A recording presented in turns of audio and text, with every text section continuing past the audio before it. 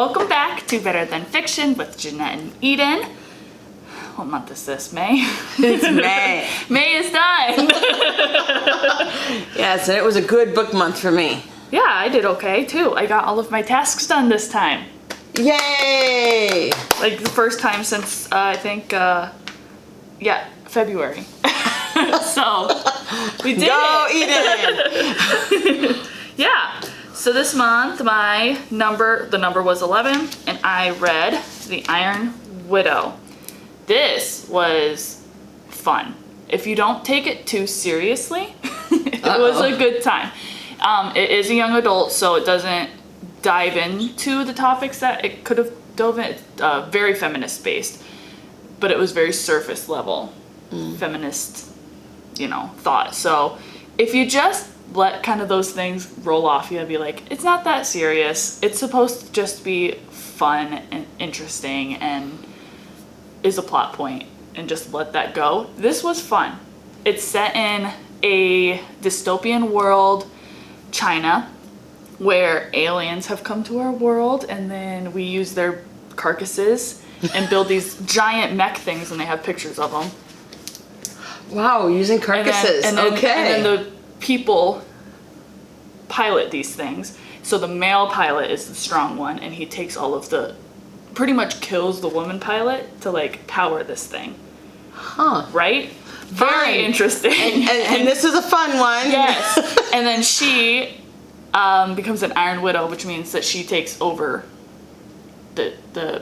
she becomes the main pilot, which is not common. So she becomes this threat, and then kind of upturns the world. Again, it could have delved more into the issues of sexism and everything, but was fun if you just are like, it is what it is. Her stance is kind of weird, but there you are. I liked it. I recommend it. I'm looking forward to picking up the second one that just came out. So Wonderful. yeah. What else did I read? My book set in the past, I read Always by Lindsay Sands. This is a discarded library book that I wanted to read. Set in medieval time, I did not realize. So that was way in the past. Yes, and Lindsay Sands is a really long-term romance writer. Yes, yeah. Some of you may actually recognize that author. Yeah. So, and I've never read anything by her, so that was good too. Very different from your more contemporary rom-coms. Yes, very much so. But medieval times, not something I think about too often. So it was fun being placed into that world a bit. Yeah. And then I also read the new Allie Hazelwood Bride, her first jaunt into paranormal romances, and it was wild. The ending is quite shocking if you're not prepared for it, so get ready for that. It is very spicy, so the ending, woo. But it's good. I like her STEM stuff a lot more than I like this, but yeah, I enjoyed it. I read it in a couple days, so fast read. Nice. Yeah. For my number 11, I read A History of Wild Places, and I have to share my very sad book story. While I finished my book, having to borrow the library book, this was one that I had at home on my TBR stack, and we had this new swing, and it had a nice pocket, right? You could put your stuff in. It was nice and sunny, and it was gonna have, my husband brought sandwiches. We were gonna have, just eat lunch outside. I put my book and my phone and put it in the pocket. I reached down to grab my book again, and my book went from this thick to this thick. There was water sitting in the pocket. One thing to be grateful for, my phone did not get wet, but 90% of the book was so wet that even because it sat there while we ate, so it sat in the water for 20 minutes, I could squeeze the back, just the hardback cover, and it was just running out. And there was no hope for that, which was really sad because this would have been a book that I would have recommended and shared. Yep. Sometimes you're going, oh, that is one that's not moving on to anyone I recommend. This one is really good if you like some ideas around the like cults or groups of people who really are survival types or really wall themselves off from others. This, if you've watched The Village by M. Night Shyamalan, gives you those vibes. So highly recommend if you hadn't picked this up. It's a lot of fun and some twists for the end that you're going, oh. So highly recommend. Be careful if you have a pocket on your swing though. Double check. Now we unvelcro it to make sure if we know it's going to rain, it doesn't sit there. Yep. So that was my sad story, but the book was great. And thankfully the library had it so I could finish. My history was A Woman of Pleasure by Kyoto Murata. This particular book was the winner of the Akutagawa Prize in Japan. Atagawa. Oh, there's a few more letters in there. So either way, fantastic book. One thing I liked about this book is that it looked at the life of prostitutes in a very strong way and not as pity. Talked about the power some of these women had, how they took people under their wing, and also educated these young girls that were literally sold by their families because they were literally starving in Japan. Not that it makes that lifestyle okay, but it also looks at it as a strong point for women at that time. So while there is a little bit of sex, honestly, not much. And it's only touched upon because it's what they do for a living. Right. It's more about the relationships of women, the education of the women, and the different levels of that kind of behind the gate society, because it was very much a hierarchy. Fantastic, well-written book about the strength of women. One of the other things I did read, I read a lot this month, and one I highly recommend is The Warm Hands of Ghosts by Catherine Arden. She wrote Bear and the Nightingale.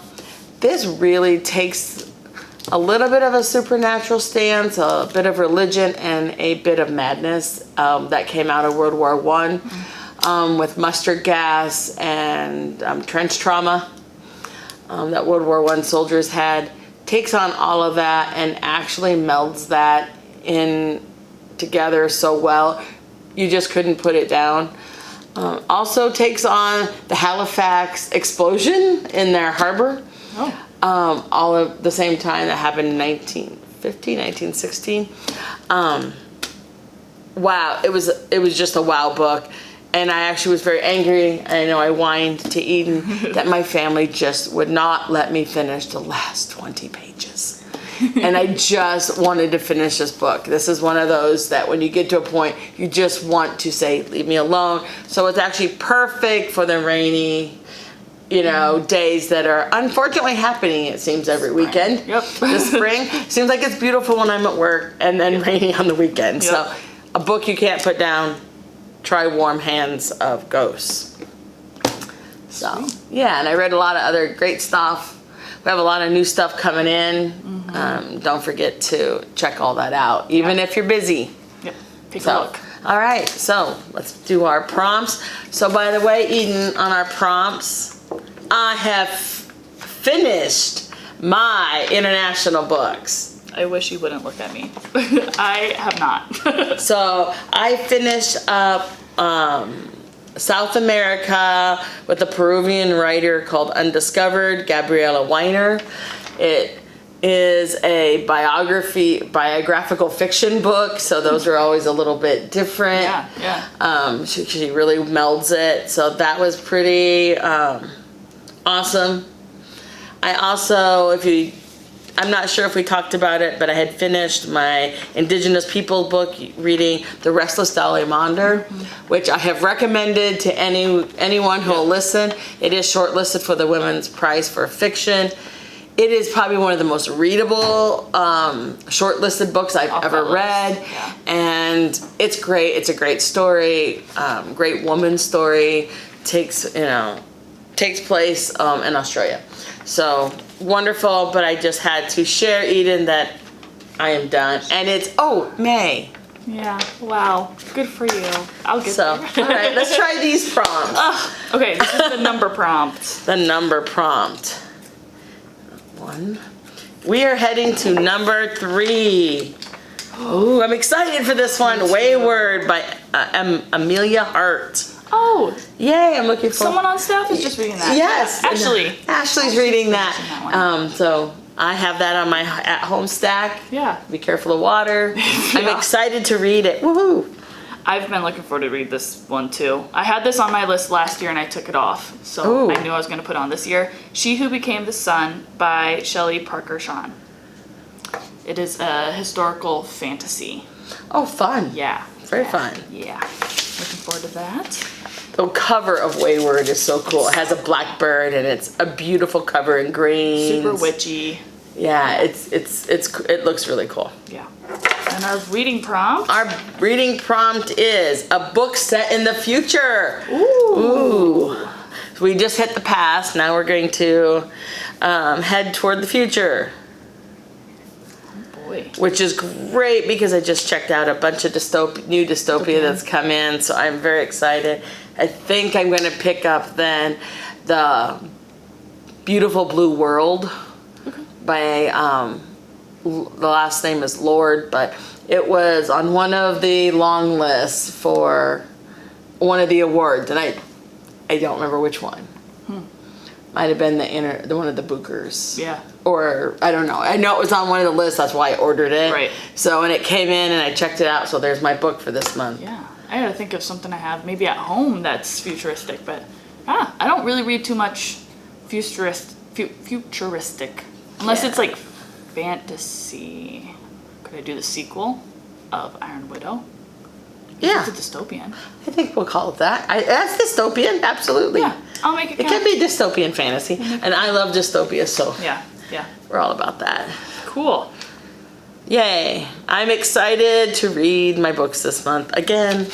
June's a good one. Yes, and I have Eden. I have a new goal, new plan, because my stacks at home have not gone down. In fact, they Right. have increased. Yeah. We talked about this, so I have to go every other one. That's right. I'm going every other one. One from the library, one from home, because otherwise, Your stack just gets. yeah, and they're falling over. Yeah. And I can only stash them so many more places. Yeah. The other person who lives in my apartment's feeling a slight bit scared going to the closet. So that's my new plan now that I have finished other things. Yeah. Just one more dig. So have a great June. Yes. We're reading number 3 and a book set in the future. Great reading for June. Yes. Happy reading.